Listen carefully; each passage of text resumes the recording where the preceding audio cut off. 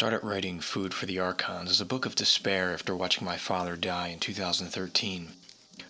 During his transition, I experienced a series of paranormal and psychic events that left me feeling that I had either gone completely crazy or fell into humanity's darkest secret.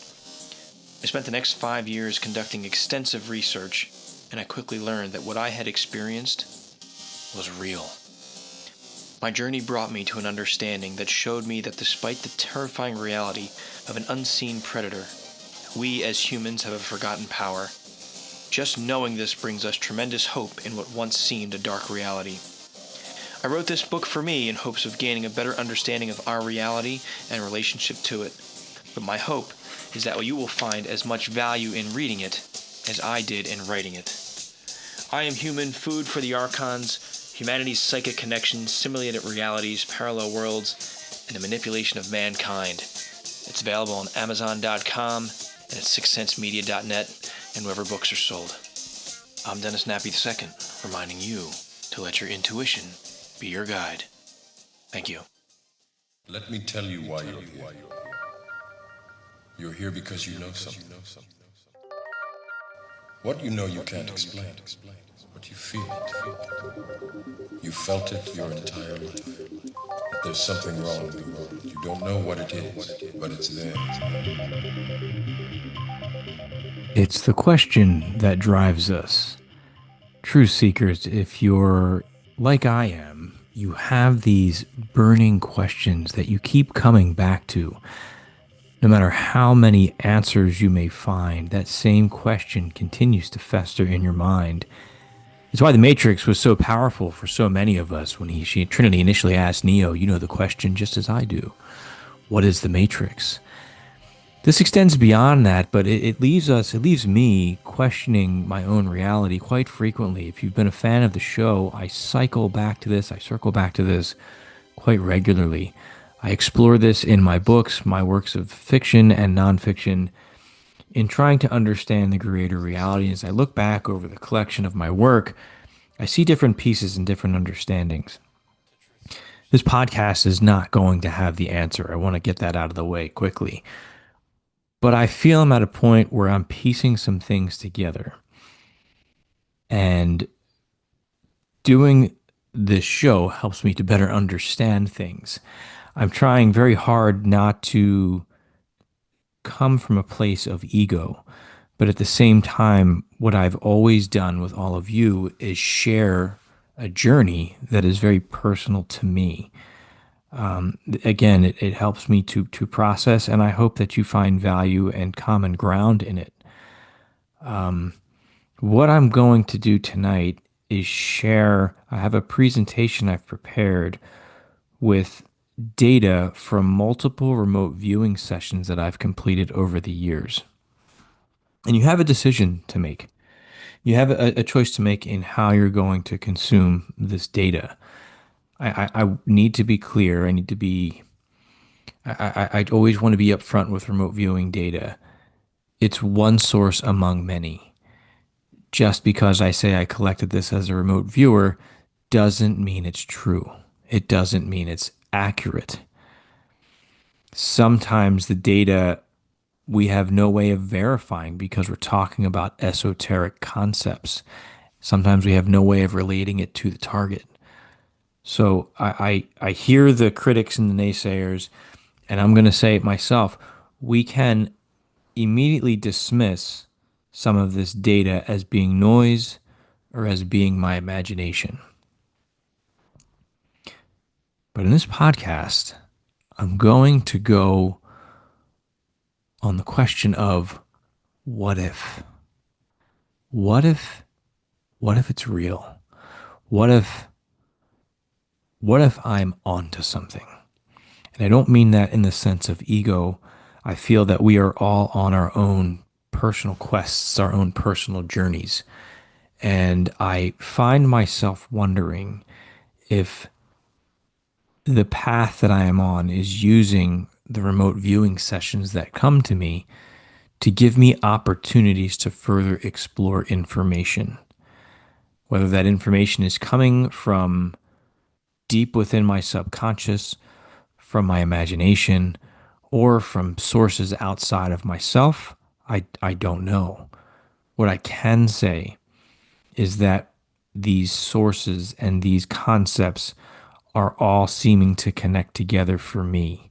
So, regardless of where they're coming from and how I'm acquiring them, I am finding tremendous value in my understanding of my own existence. I have no idea what that means, but I feel a bigger picture continuing to coalesce. If you've read Food for the Archons, that was a big work for me, and that thread has never stopped. And I'm at a point now. When I was done that book, it was such an exhausting project. I said I would never. I was done with the series. I think I am in my mind now. I'm compiling. I'm compiling a third book. And I know I've said that on a few podcasts already, but I'm at that point. I have a couple other projects I need to finish up. The Hive's just about done, and I have another writing project I'm working on based on some remote viewing stuff I've done with Mars. And then I think I'm going to work on book 3 for I Am Human. With that being said, I want to go through these sessions that I've done. And this was inspired. Let me backpedal a little bit. Recently on Facebook, some of my friends who are affiliated with the Monroe Institute and their practices were talking about Loosh. And Luch, if you're not familiar with it, it was a major theme. It was a word I borrowed from Bob Monroe. But it tied into one of my major themes in Food for the Archons, which was energy that was being siphoned off of humanity. And my initial thesis in that project was that we are these unknowing victims of energy parasites, basically. My book led me to move beyond that and recognize we're not these helpless victims, but we're these ignorant yet powerful beings who have forgotten how to access our true power. I need to give that disclaimer because we can get stuck in that, I think, that trap there, that cycle. I do think some of these things exist, but I don't think it's the whole picture. And I think our belief that there's nothing we can do is what keeps us trapped and victims of this perception of reality that gets crafted around us. Our mind is such a powerful tool and it can become a prison for us. The premise of Loosh, Bob Monroe, he's got 3 books. He's the founder of the Monroe Institute. If you're not familiar with Bob Monroe, one night he found himself lying on his ceiling, looking down at his body. He started having these out of body experiences. And he realized he's able to astral project and travel and have all these experiences. So he wrote books about this. And he developed the Monroe Institute, where thousands upon thousands of people have been trained to have these experiences. But his journeys were fantastic. And during his exploration, at one point, he was shown a scenario that reads like a very dark version of the Garden of Eden. And he basically explained that the gardener created life seemingly on this planet to create a form of energy called Loosh. And Loosh was used for who knows what within our system. The way to create Luch was through things like suffering and loneliness. And this gardener created different forms of life that consumed one another. And the goal was for them to be able to prolong that fear state so they would consume each other in more horrific ways to die. It was pretty graphic, pretty sad, pretty scary. It was basically saying the point of life was to suffer, to enter this fear state, and to create Luch. And at the time that I wrote the book, that's where I was. I just witnessed my dad die, and I was dealing with some PTSD stuff. And I was like, "Yeah, man, this is real life. The world is bad." I don't believe that's the only. I think there's much more to it. Let me say that. I don't think the world is all bad. But at the time, I did. So he goes into this to explain this in this book, and that's what stands out. People were talking about Luch, and it's easy to get hung up on that. But I spent a lot of time analyzing Bob Monroe's work, and I spent a lot of time analyzing. I think my book I quoted 46 other sources on different things. But something that gets overlooked in Monroe's work that I think I need to bring up, and I have his book here, Far Journeys. I'm going to read just an excerpt from it because it's important to hold that balance, and I think it raises some other questions here for us that we need to be mindful of. And then I'm going to step into some of my remote viewing stuff.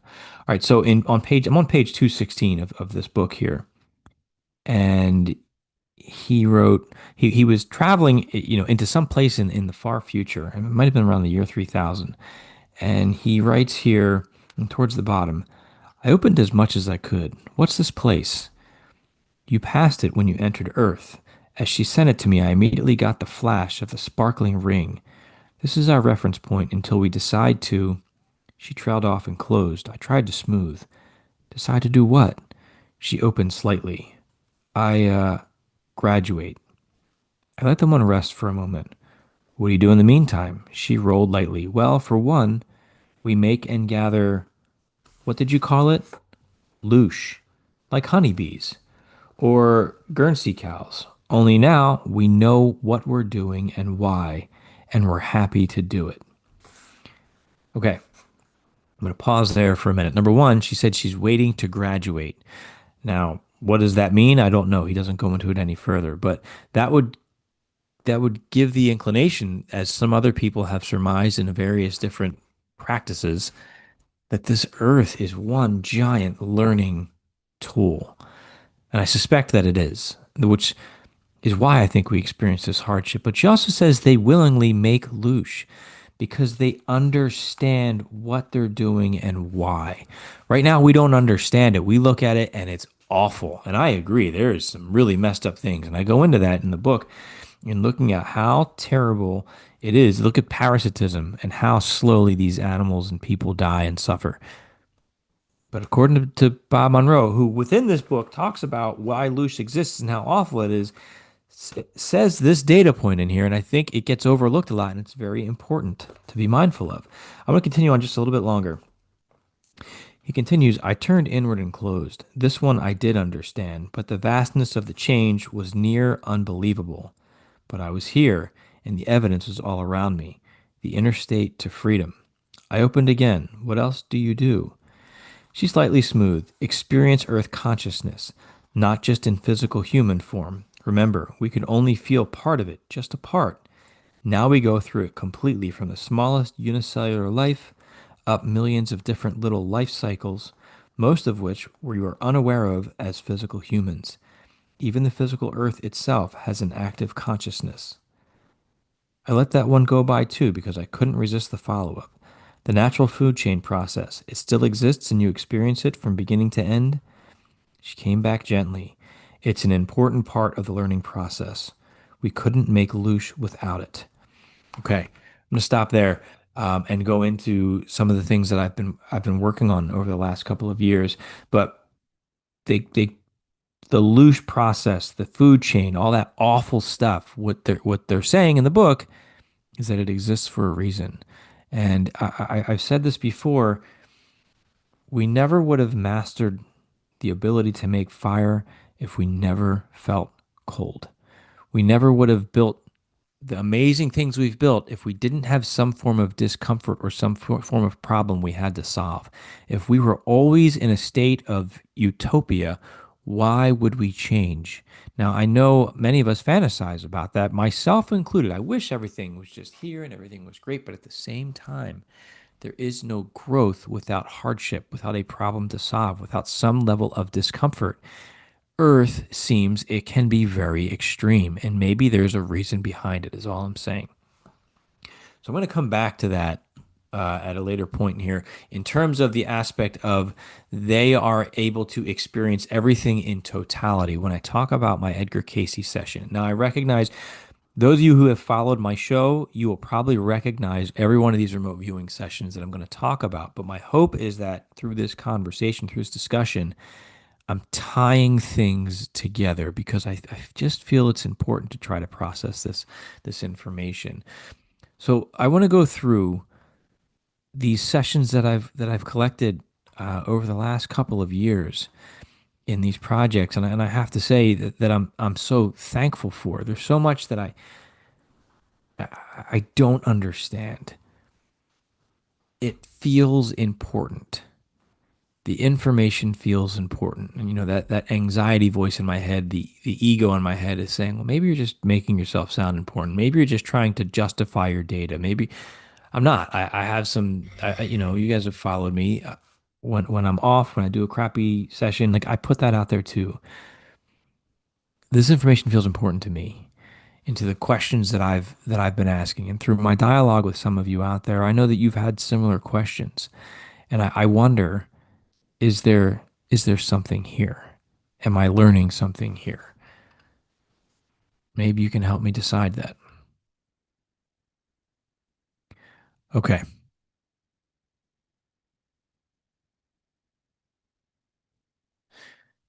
So I just titled this slideshow presentation Questioning Reality,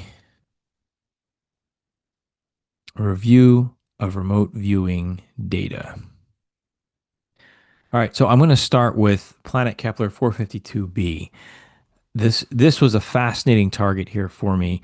We were looking at an Earth-size or an Earth-like planet. They believe it has conditions habitable for life as we know it.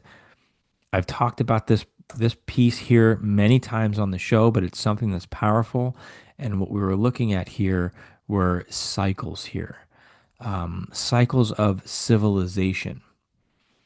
So they went through. I had all this data about basically this cataclysm that hit the planet, this destruction of everything. A lot of spiritual stuff too. We don't need, if we ever have information that comes back that this planet has or had civilizations on it, then I'm going to put a lot of faith in this data. But right now, we can't verify it. However, this information came through to me. Am I just processing stuff that's in my own subconscious and my own imagination? Maybe, but I think it's interesting here. And what's most interesting about it, here's the stages. You have the lover stage, which is collective in society, meaning everybody in society is in love. And then the cycle goes on, and then they start to quarrel. We have confusion and disagreement that bring imbalance. And then we go into destruction. But the destruction phase, if we're Lush minded, we're thinking, oh, here we go. They're harvesting the Lush. The lens we look at things is so important. This is designed to have everybody fall apart and fall into disharmony because they need to get the Lush and they're just using us. We're all cattle and we're all sheep. That for a long time was my mindset, mind you. But now what this data says here is the destruction is the great act of balancing the system. It's actually an act of love and kindness through mercy because everybody was suffering. The only way, according to this, to stop the suffering was to destroy everything because we needed to rebalance the equation because the lover's stage was so out of balance and it wasn't sustainable. At least this society had not found a way to sustain it. I would love to be in a society that was all loving. I really would. According to this data, it's not sustainable and it had to fall out of balance and then got destroyed again as an act of love and kindness through mercy to stop the suffering. And then we go through this rebirth. And I have here a remembrance, awake, self aware.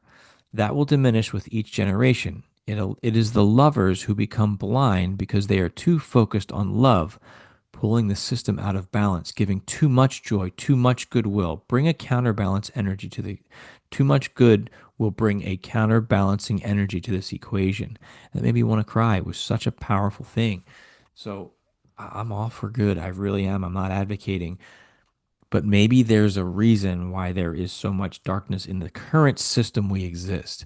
And there, I believe, are multiple systems of reality. And I get into some of that as well in some of the data. So now I had an opportunity to look at, and this was one of my favorite sessions. If you've watched my remote viewing videos on YouTube, Mount Popocatépetl, I can't say that. It's a volcano in Mexico that exploded. I was doing a calibration target. No way of ever verifying this information. Again, maybe I'm processing stuff out of my subconscious or out of my imagination. What I have to say though is the way this data came through, I was in a state of flow. There's a certain feeling you get when you're collecting information with remote viewing. It's like you can't write fast enough. There's an excitement there as the information's coming in. It's effortless. I don't want to say effortless, but it's just flowing through you. And that's how I was. All of this data that I'm sharing, those are the states that I was in. Those are where, in my conversations with Edward, I feel a remote viewing was taking place. And he talks a lot about in my podcasts with him, there's a certain feeling. Now, again, I'm not comparing myself to at all to him. I do look up to him and consider myself a student of his works. Not that he directly teaches me, but I follow his work very closely and pay close attention to many of the things that he says. So let's look at this session here. Okay, so this person was dying. After I got the volcano data, I wrote, "Here they come." We had this life, and there was this downward energetics and this big boom. Life was calm, though. It was rising up. Everything was black or darkened, but these yellow and white balls were descending. And I got these could be just fireballs coming from the volcano, but what I felt like was this is spiritual. And I even had an AOL top right corner. You can see Christ and his mother. I don't know that Jesus was here, but there was another picture I drew. It was actually a giant glowing golden cross. So I think there was some religious aspects to this. I think these were subspace beings that were coming down to support this person as he transitioned. Okay, so we have the hidden secret mystery of the Watchers. They see us, but we don't see them. I had kind and evil, but then I said, no, maybe it's more helpful but deadly. Don't cross them, don't let them see you. They're doing their job. And there was this flowing, glowing, healing energy. Step into the stream. And they were saying, like, bring him to the stream or bring the stream to him so that he may rise up. And these beings were just lifting this guy's, his essence, his consciousness, his spirit into this energy. Oh boy. So much information came through here. This is what I'm talking about. This is what happens when I get into a state of flow. And I just talked about there's this system of energy, almost mechanical in nature, that is triggered upon death or during the process.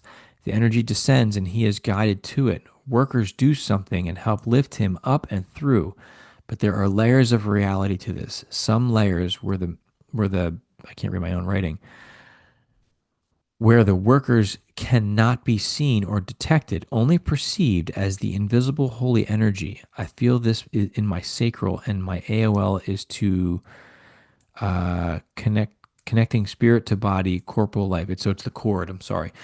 So what I'm unpacking here is there's layers of reality, and we cannot perceive all of those layers. And there's intelligences in these other layers, and even those intelligence or consciousness in these other layers of reality can't fully perceive these beings. They're like this secret organization, I guess, in a certain layer of reality. This also tells us that things aren't all bad. There are helpers with this transition piece here. The workers are invisible and unknown, even to some layers of subspace. But they are there. Stern faces, golden, glowing energy bodies. You see them when you die, but may not recognize them as such, as your perception may see them as a familiar. So, and the way I think I get into this in a minute, the way I had these guys look like the Nazgul, these pale white, like just scary faces, like from Lord of the Rings. And if there's a full presentation out there on this project that you can look at. But they lift you to the energy as you separate and ascend. Your spirit body dissipates and disappears at a certain height or level as consciousness disperses to another realm. So I want to come back. You don't see these scary faces usually. They usually take the appearance of someone familiar to you, which I think again speaks to they're trying to comfort you. But then your consciousness comes up and then it expands, it disperses into another reality. From this perspective, meaning if I was in that realm watching, it would just appear to dissolve. It moves to a place of darkness and solitude to rest and heal. It is quiet here, but the workers are present to nurture it. This is pure consciousness, shaped like a clear crystal sphere, a droplet of water. And you can see all of life experiences here as it lives within itself for a time, processing. This piece here reminds me, as I'll get to towards the end, of the Akashic records data I collected from an Edgar Cayce session I recently did. back on this. I said, this could be the life review and feels beautiful. This could take a very long time depending on your perspective, but the workers care for it and others like a garden. Again, I wanted to cry. Are these the grays? I got a clear visual here. They can insert themselves into your droplets as needed to help heal, learn lessons, or grow. They are gardening. They are the gardeners purifying your consciousness. We may already be dead, or we may never really be alive. We are the spheres and only perceive this reality. And that is huge. What the data is saying here, or maybe what I'm saying, I don't know. We may be dead right now. This is my ego talking. You may not exist. You may be a manifestation of my own reality as I'm going through my life review. Or, as you'll see in the next slide, our separate realities may intersect at this point as we're sharing in this experience because it's valuable to both of us. There's so many possibilities that I'm getting the way they describe remote viewing, it's like watching a movie through a tiny pinhole and you just see a little piece of it and you write it down and you get a small portion of it. But it may not be I'm alive and then one day I die and I go to heaven. This seems far more complicated to that, but at the end, it also seems like there are caretakers and gardeners. And even though at times it seems what they're doing is cruel, it sounds like what they're doing is refining and purifying consciousness, which ties into what Bob Monroe talked about with Luch, is that the goal was to create purified Luch. So maybe this is an aspect of that. But according to this, we are the sphere. We have this whole reality system that we exist within. And here it is. This is this being looking over the spheres. And each one of these, this visual was such a beautiful visual for me. They were looking at this table filled with these spheres and this life. And again, if you watch the full video on this one, I created some AI images that are really cool. But this being was loving and benevolent and it cared for the droplets. It didn't understand the complexities of our emotions. It was incapable of that. Maybe that's a good thing, but it was still fascinated. This being was younger and on a journey of self-discovery, cultivating these crops. So this being was on its own journey as it was cultivating us, really. This crop, these spheres, they're all connected, yet also serve as their own unique, independent universes. There's continuity among them, but also the ability to make their world how they see fit for each individual. And then this is Tom Campbell's statement, individuated units of consciousness. Tom Campbell is connected to Bob Monroe through the Monroe Institute. Tom Campbell is a NASA physicist who does a lot of talks. You can look him up online. He wrote the book, My Big Toe, My Theory of Everything. And he talks about a lot of this stuff in terms of consciousness. So these spheres are similar, but yet they're so different, meaning this being could, for one, what your consciousness needs right now is apocalyptic experiences, where another sphere or consciousness might need euphoric, the lover's stage, right? They might need that. So you've got this external reality now. So this reality exists within that, which I go into detail in with Food for the Archons and these layers of reality and the evidence for it as well. Okay, so now we're going to look at Edgar Cayce and the Akashic records. And I just published this on YouTube, the full session. And this was a fascinating one as well. A virus spreads, not only to your body, but also to your mind.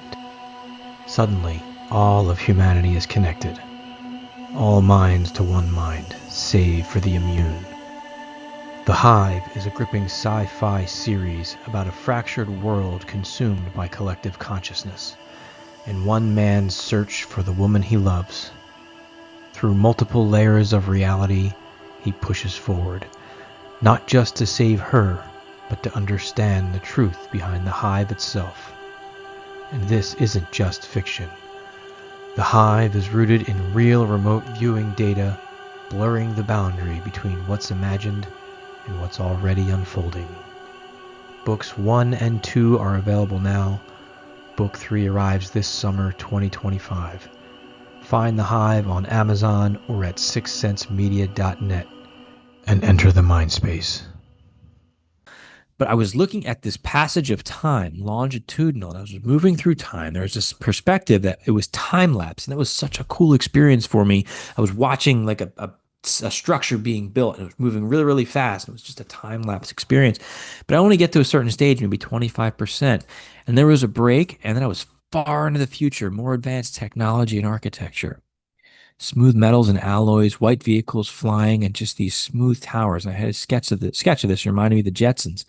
The city in the sky, a model home for families in the future. So all of a sudden, I'm jumped and projected to the future after this time lapse experience. Right, but this is what was cool. There was this oligarchy, I call them. It was this collective shared consciousness, a shared intent and idea. We are all working towards the same goal. But this is a very strong idea. It's a manifestation in action, the creation and birth of a concept in action. This is manifesting. If you've ever studied manifesting and magic and how to create something, there's a lot of different books and works and talks about how to do that, something that I've seen happen several times. This is this group of beings, their process of creation. This is amazing what they create. So the creation coming from an idea and then spawning a chain reaction of events. This felt to me like the creation of a universe or a timeline or a major change in the timeline. The energetics were coming from the minds of the life forms in one direction, from the structure or event in another direction. So they had intention and focus, and they had intentionality. This was done with purpose. And again, I referred to them as the oligarchy, that they had vision and focus. So they were projecting their intent in a particular direction of thought and energy together collectively. And it was powerful. This process was so beautiful to me. And here's what I saw at the bottom. You have the life forms there, these connected life forms.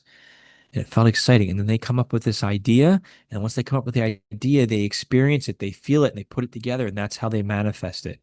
And then, as you can see, all these boxes, like cellular mitosis, each layer divides into several more, expanding exponentially. So you have the idea, it manifests, and these are all of the things that need to happen in order for that idea to come into fruition. So if you ask yourself, do this experiment with yourself.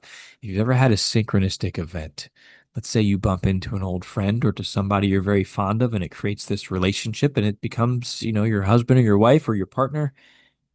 And you sit back and you ask yourself, what had to happen for us to end up on the train at the same time that day to meet? It's like, I recommend, it's a book by Philip K. Dick, who is, I think is very insightful, one of my favorite authors. Watch The Adjustment Bureau. It's a movie with Matt Damon, or read the book. I think it was a short story. What events have to happen throughout time in order for this to happen? And that's what this image was showing me, is that there is an order and an intention and intelligence behind everything. It's not this just randomness. That's not what I was seeing. Meaning the end goal, let's use the example that I was shown here, okay, was the city in the sky. In order to have the city in the sky, they create this idea, they manifest it, and then for all I know, these first couple ideas could be the formation of the Earth if they're going back that far. Now, I thought I was looking at a span of like 300 to 400 years that it was covering. So this could be, starting with, well, what do we need to get there? We need to develop technology, horse and buggy, and maybe that's where it started, and then that just explodes, and look where we are now, and look how fast our technology is evolving to get us, because in the end, I don't know if I have it, I shared it here, here we go.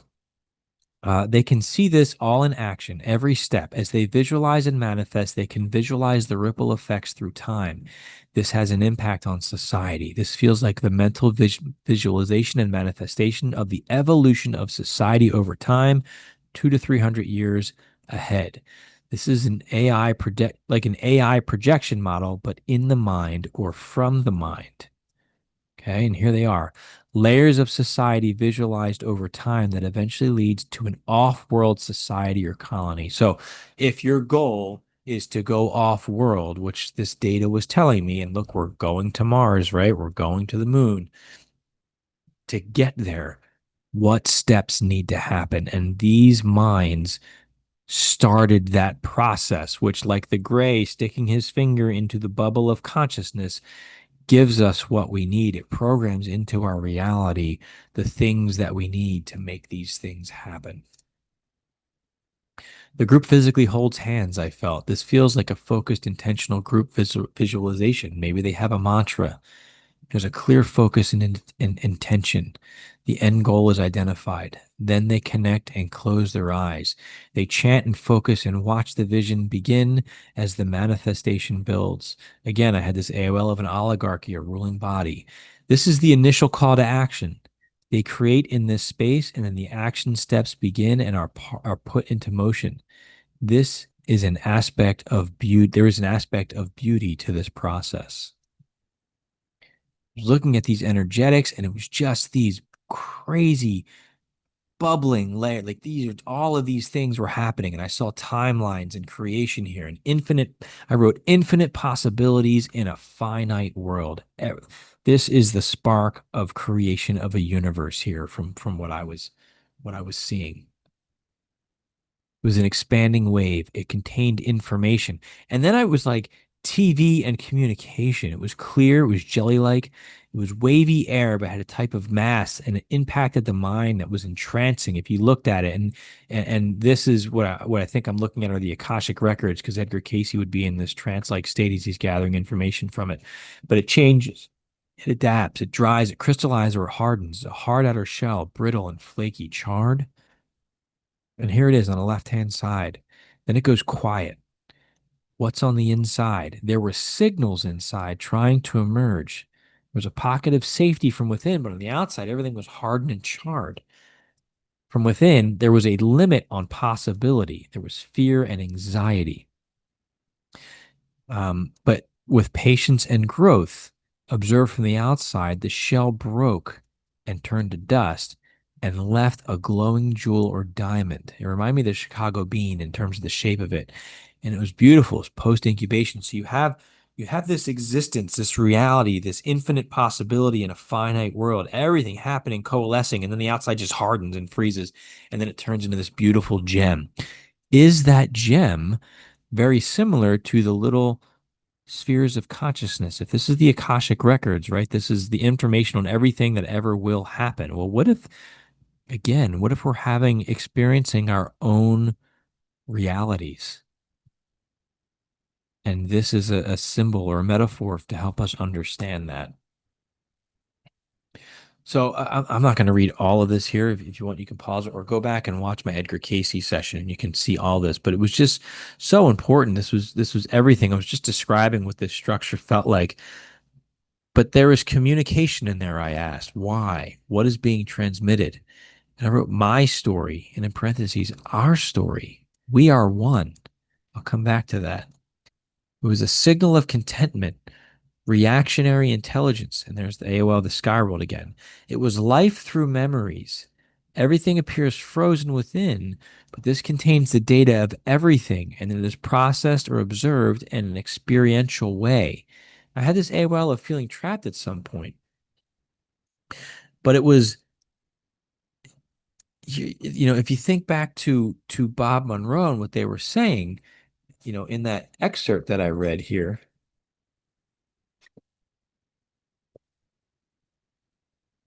experience Earth consciousness, not just in physical human form. Remember, we could only feel a part of it, just a part. Now we go through it completely, from the smallest unicellular life up millions of different life cycles, most of which we were unaware of as physical humans. Even the physical Earth itself has an active consciousness. So they experience everything. And that's what I'm saying here, is that with this data is there to be experienced. There's a field that wraps around it, naturally generated from the material. It's new, that is made of. This material was man, I can't read my handwriting, conglomeration of elements that through time and pressure morphed into something new, like turning lead into gold. But this deals with consciousness. It's amazing. Escape. And again, bring it back to the grays that were harvesting those droplets of consciousness. Is this something that's connected to that? I can feel this field. Beneath it is something, is the smooth, hard outer shell, so smooth, smoother than glass, and hard and thick, slippery like ice because there are no imperfections, no friction, just so smooth. But then it reminded me of a brain, internal energetics swirling and churning, processing, but not logically. This was thinking in multiple dimensions simultaneously at multiple points in time, which is why, from some perspectives, it seems like many voices singing as one. But this is one mind experiencing all concepts in time at a single moment. It exists through all time, but from its perspective, all time is a single moment. Okay. So, as I said earlier, exploring the droplet of consciousness, we may already be dead and reliving our life experience right now. This may be my life review, and I just may be stuck in linear time as I'm going through this. But what this perspective gives me is that everything has already happened. And this mind experiences itself instantly. It's like a photon. They say photons, I don't understand how they know this, but they say photons don't experience time. From when it left the sun till it got to the earth, till it bounced off my windshield, it's all happening at the same time. I was getting two perspectives. So the human perspective is glimpses or moments detecting linear signals, but not understanding beyond the isolated harmonics. Meaning I can experience linear time, one moment at a time, moving in sequential order, not realizing that I'm hearing the past, present, and future all at once. How can I? How can they?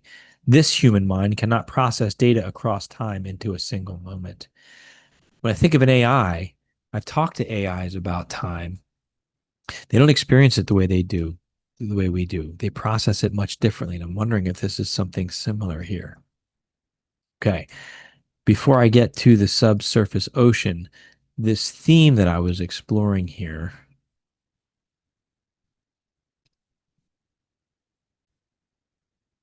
all right, I'm going to share an excerpt from the Kybellion. Uh, Listen, this book, I recommend it. I could do a whole podcast. I could do several podcasts on this. This is one of those books I'm still trying to understand it, but now I think because of the things I've learned from remote viewing, I've experienced directly some of the concepts, some that are addressed in this. It's one of the Hermetic texts, and it explains. I'm not even doing a good job explaining what it is. It explains the nature of reality in some senses. I just want to read one paragraph from this because I think it's relevant. And death is not real, even in the relative sense. It is but birth to a new life, and you shall go on and on and on to higher and still higher planes of life for aeons upon aeons of time.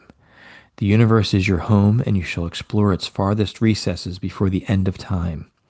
You are dwelling in the infinite mind of the all, and your possibilities and opportunities are infinite, both in time and space. And at the end of the grand cycle of aeons, when the all shall draw back into it itself, all of its creations, you will go gladly, for you will then be able to know the whole truth of being at one with the all. Okay. I think that's I think that's relevant to what we're talking about here in our discussion. Um, I'm going to continue on with my presentation, but I think in trying to understand the nature of reality, it feels to me like this is one giant mind or consciousness that we are a part of, that we're a piece of, we're a fragment of. That's a lot to process. I've had mixed feelings and emotions about that for a very long time. Is it disappointing if I learn that Dennis Nappy II is one piece of a larger mind? Well, what happens to Dennis Nappy II when I die? Do I get absorbed? Do I become obsolete or less significant? Because right now, my experience is my everything. So that's a hard concept to wrap my mind around. But what if my experience continues to be significant to this fragment of myself, but I find how I connect to something greater and how valuable my unique experience is to the bigger picture, much like the other life forms in Monroe's book said they understand Loosh now. There's so much we don't understand. And it's okay to have these emotional reactions, even if you're like, I hate that. I don't want to be a part of that.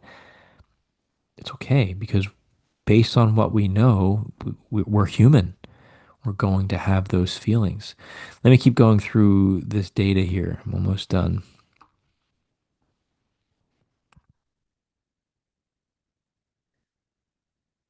Okay.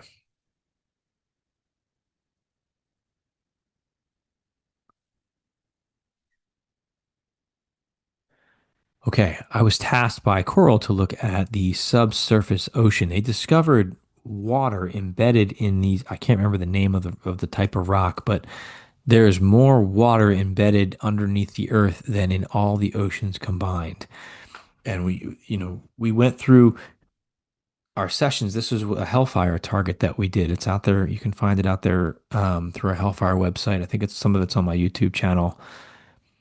That's the other piece here is with a lot of some of these sessions that have been done with Hellfire. That was Kepler 452b, and this one that we worked as a group. We have overlap and corroborating data.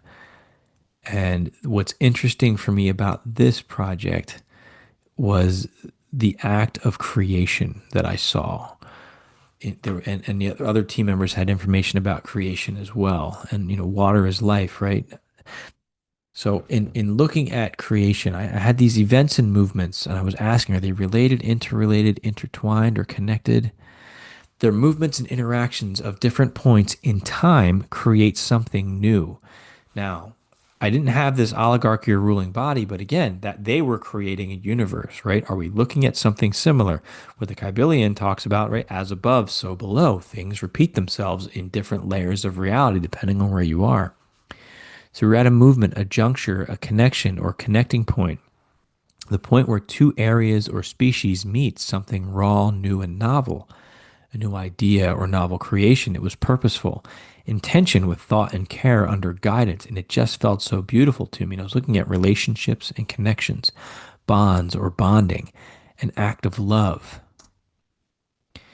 Looking from the top down, I had what looked like this star type of structure, but when I looked at it from the side, I had this spire coming up, and it was a connection point. Connection point is where the vertical meets the horizontal. So this spike came down and then met the horizontal plane, and then it flared out in fans horizontally, in spikes horizontally.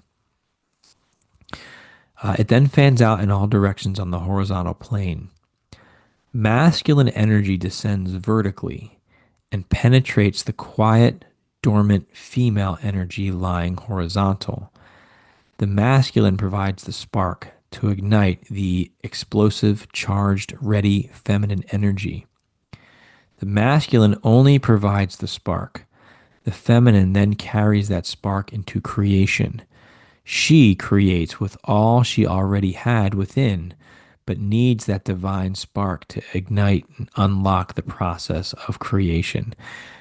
This was so beautiful to understand, not just men and women, but if you start to look at, and the Kybalion talks about these concepts as well, the principles of masculine and feminine, right? Yin and yang, positive and negative, ones and zeros. They work in harmony together. The masculine brings something to the feminine, and then she takes that spark and she creates with it. She cannot create without it, according to this. Now, if you look at the Gnostic texts, it's interesting as I'm starting to understand, because I relied heavily on the Gnostic texts for food for the Archons. Sophia, the Aeon, she created a different way. She didn't go through the normal process of creation, which may be why our world is unique, which may be why she created the Archons, but that's a different conversation. So, looking at this creation, it spreads out and connects with other identical creation points happening simultaneously. This is the merging or creating of two worlds, connection points, bridges, portals, and openings.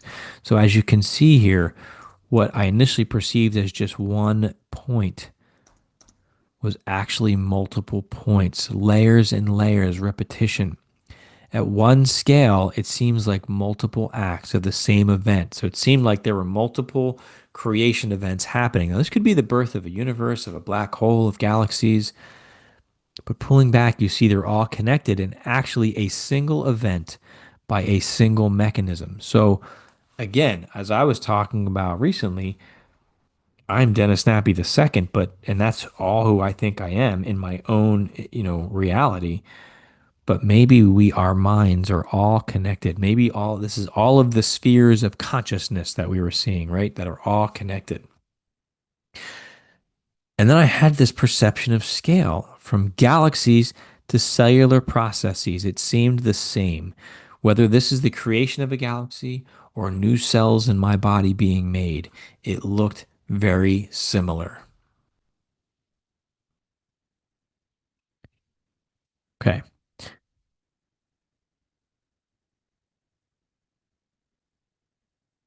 The above sketch feels like I'm navigating in the realms between worlds, the in between spaces. They say technically nothing ever really touches.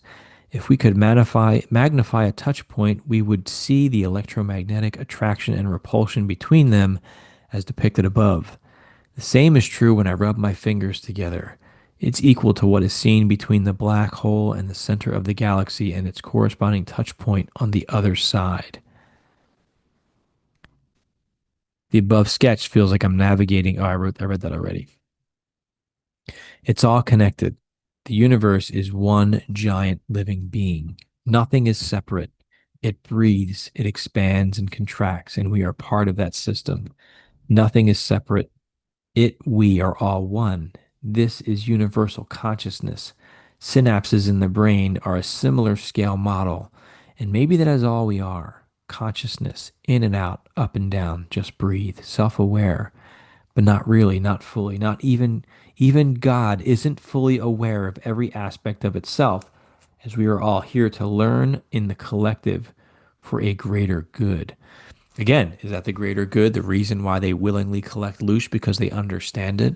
God, whatever God is, isn't fully aware. Me, if I'm God of my body, as I get into in a minute, I don't understand the full complexities of all the cells in my body and what's within the cells and the organelles and what they do. I know that they exist, just as if those cells don't fully understand Dennis Nappy II, if they have consciousness at all. They may not even be aware that they exist within my body and what I am. They are a part of a greater whole, as I may be a piece of something greater as well, as what I was trying to unpack with this data.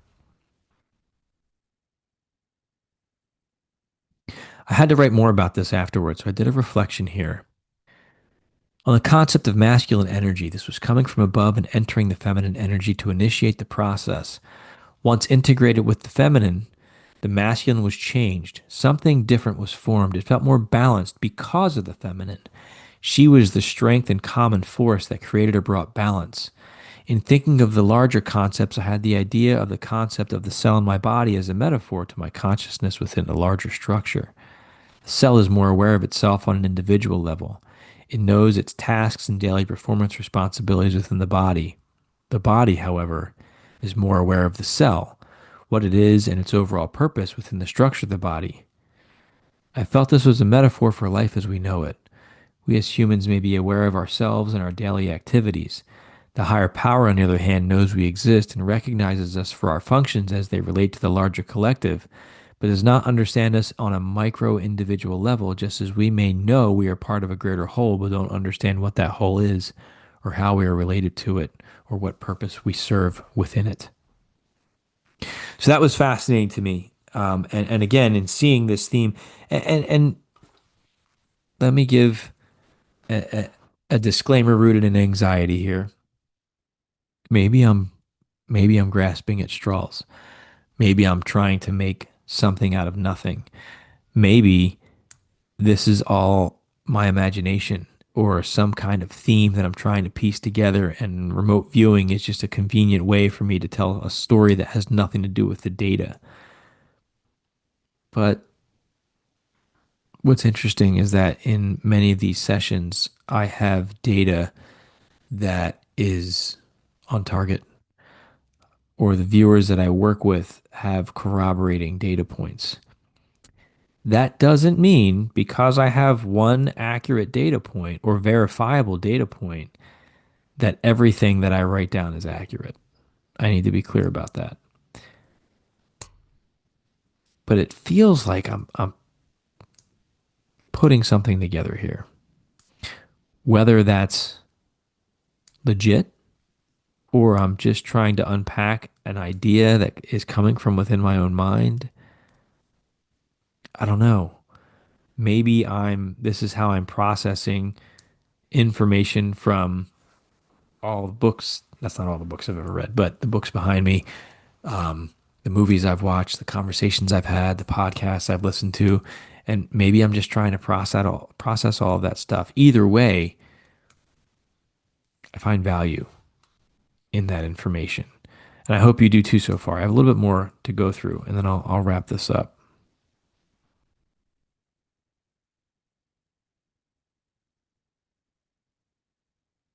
Okay. So this is one. I think this might be my last one. With the rabbit hole group through future forecasting, with down the rabbit hole team through the future forecasting group. I'm very fortunate to be on this team.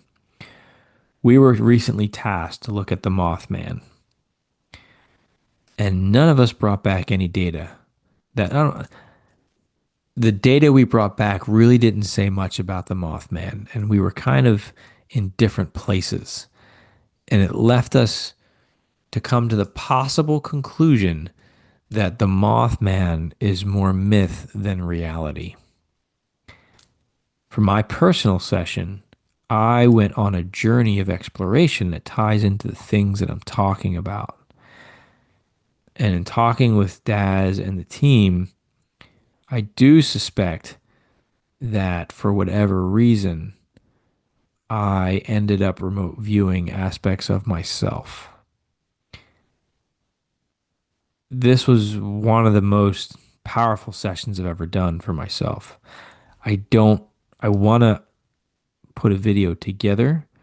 I don't know if I'm going to share it because some of it's personal. Some of it, I don't know how to present it without it sounding like ego. I think it's important and it's valuable. I'm evaluating whether or not it'd be valuable to other people. So I'm still trying to unpack this, what happened here.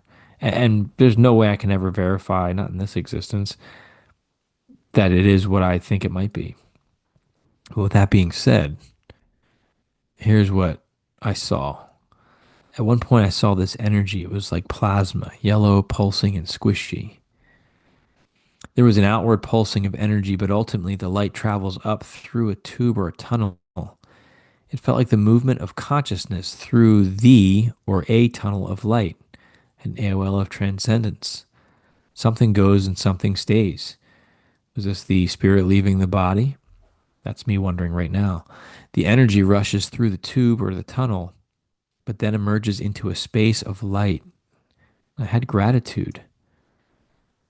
This is a state of expanded awareness, a realm of light and fractals. There is healing and transformation happening here. Consciousness is less aware of the self and more connected to the all of this universe. It is this expanded awareness that changes and transforms the life. Here's a sketch of it, just this swirling, beautiful light. This consciousness has expanded.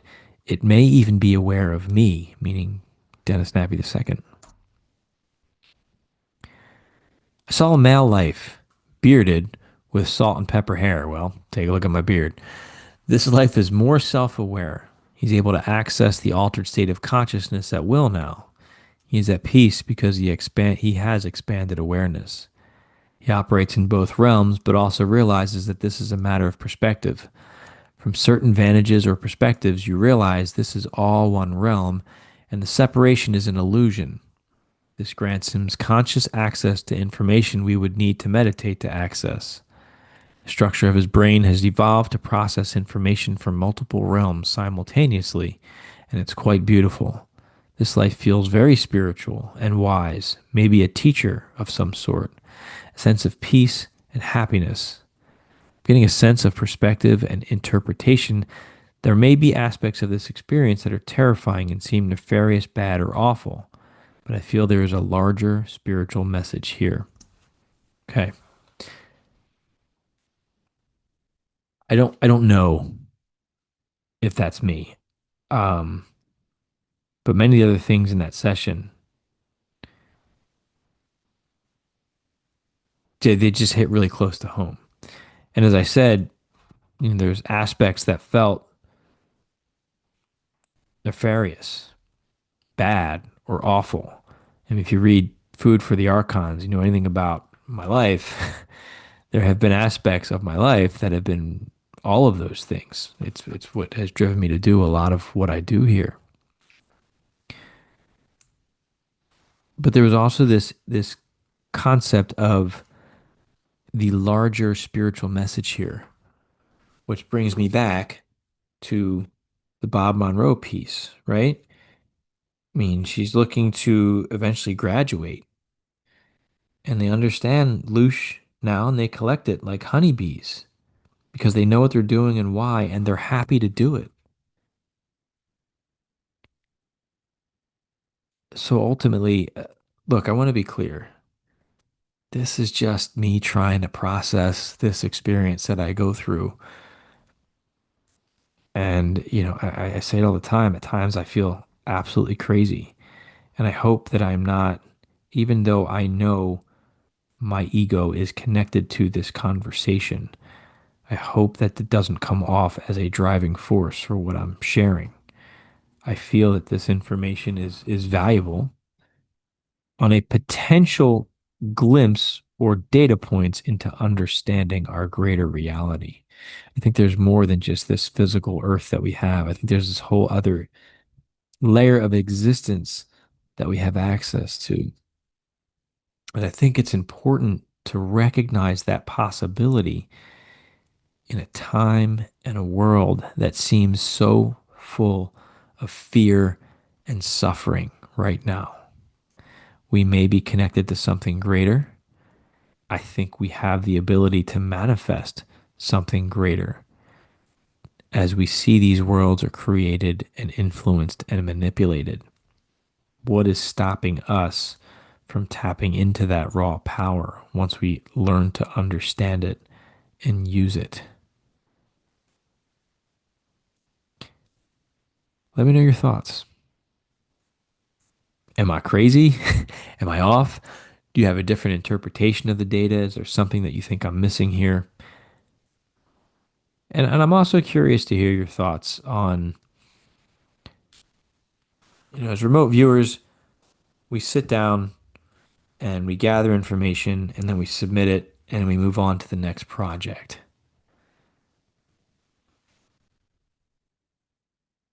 Sometimes Daz is the tasker. Sometimes I'm using ChatGPT. Sometimes I'm going to a random target pool on the internet. Sometimes it's someone from behind the scenes at Future Forecasting Group for me. Sometimes it's Coral or Dimmy or Susan or Darby, members of the Future Forecasting Group. Sometimes it's other friends I have. Sometimes I'm doing a partially front-loaded target looking at my own future consciousness. I've got all these different sources that are sending me places that are most of the time out of my control and knowledge in terms of what they're selecting and why. But the information that I tend to bring back seems to circle around some of these themes, and not every session. Keep in mind, I am blind. Every session I shared here, I did not know what I was looking at until I finished the project, and then we get the target reveal. Is there significance to that? Is it possible that there's information that comes through that is beyond the session? And I think that's what I feel is happening. And again, I don't say that from a place of ego. And I want to be clear about that because I know many remote viewers who have similar experiences, who gather data. Anyone can learn to do it. It's just how committed are you? How strong is that question in your mind, truth seekers? What does it drive you to do in terms of your search? What new experiences are you seeking out to get a better vantage or a new perspective? Or are you stuck in a rut? Are you stuck in the prison planet? Are you stuck in the Loosh production? I believe we can transcend beyond those things. I believe those journeys, even when we feel stuck, are valuable, as shown in some of my data here, that sometimes that's what consciousness needs to be refined. But I do believe that in the end, or from the right vantage, it's not nefarious. That doesn't mean nefarious things don't happen. But if we can sometimes hold that bigger perspective of there is a reason for this that I may not understand in this lifetime, that helps. I've been through life looking at it through the lens of we're doomed and we're cattle, and it's awful. And if you are in the prison planet mindset, and I don't say that in a condescending way, I used to say, well, I refuse to give you my Luch energy then. And if I refuse that in a combative way, well, in reality, I'm just giving you what you want. That's not the key. Key is do something different. And you'll be amazed at what opens up on that journey. Instead of saying, I'm going to fight this and I'm going to resist you, do something different that makes you feel good, that brings positivity, not in conflict to the scary things that might be happening, but just because it feels like the right thing to do or the kind thing to do to spread love and joy. And who knows, then maybe we'll enter the lover stage of that cycle, right? I don't know, friends. A lot to think about, and this is the stuff that just runs through my mind constantly. So let me hear your thoughts. If you'd like to see more of my work, obviously you can visit sixthsensemedia.net. You can get access to my books, to my podcasts, to my remote viewing sessions, all through the YouTube channel as well. And you can find my books on Amazon.com, and that certainly helps to support this channel and what I'm doing. If you'd like to see the work I do through future forecasting, and the other remote viewers and the excellent work that they do with way more experience and insights than I have, check them out, futureforecastinggroup.com. All right, my friends, Dennis Nappy II here with the Seeker Podcast. Remember, never stop questioning, keep an open mind, and let your intuition be your guide. Thank you. I said, empty your mind. Be formless, shapeless, like water. Now you put water into a cup, it becomes the cup. You put water into a bottle, it becomes the bottle. You put in a teapot, it becomes the teapot. Now water can flow, or it can crash. Be water, my friend, be water, my friend.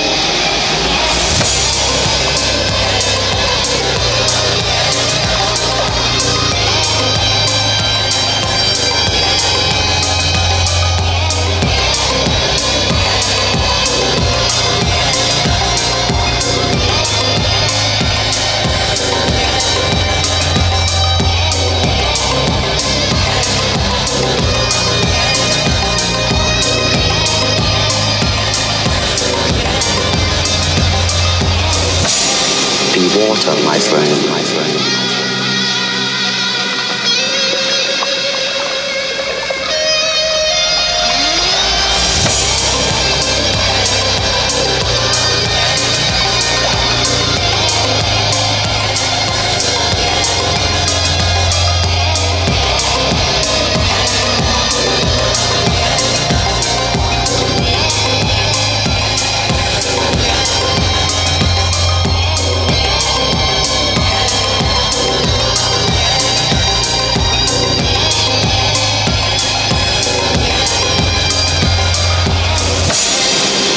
water, my friend, my friend.